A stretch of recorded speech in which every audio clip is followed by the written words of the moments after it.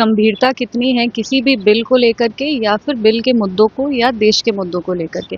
जी Ram ji bill जो है उनके खिलाफ वो अपनी आवाज़ उठा रहे हैं, पर अभी भी हमको लगता है कि उनको बिल क्या है और बिल का प्रस्ताव क्या है वो ठीक से नहीं समझ में आया। मेरी यही उनसे एक रिक्वेस्ट रहेगी कि वो पूरे बिल को पहले पढ़ें और सही तरीके से उसके अगर आप उसकी खिलाफ भी अगर आप बोल रहे हैं तो आप सही ढंग से आप मुद्दे की बात करें।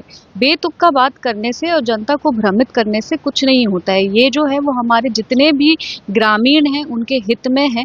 महात्मा गांधी जी का ही सपना था कि विकसित ग्रामीण हो, तो उस विकसित ग्रामीण के निर्माण में क्या-क्या आवश्यकताएं हैं, जी राम जी बिल उसी को एड्रेस करता है। उनको पहले बिल के सभी जितने भी प्रस्ताव हैं उसको ठीक से पढ़ना चाहिए और फिर एक ओपिनियन फॉर्म करना चाहिए। देखिए ये नाम की राजनीति करना चाहते हैं। महात्मा गांधी जी की जो सोच थी, जो विचार थी कि हमारा विकसित ग्रामीण हो, जो हमारे ग्रामीण लोग हैं वो सशक्त हों, आत्मनिर्भर हों, उनको और मजबूत किया जाए।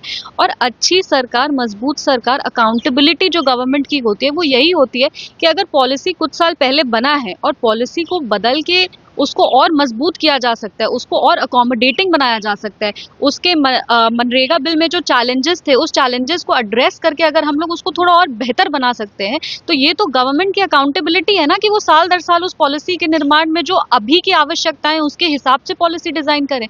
तो ये सिर्फ मनरेगा बिल में जितने भी हमारे ग्रामीण का जो फीडबैक था कि हमारी डेज को इंक्रीज किया जाए, एग्रीकल्चरल सीजन को अकोमोडेट किया जाए, तो ये सारा तो जो नया जी राम जी बिल है वो वही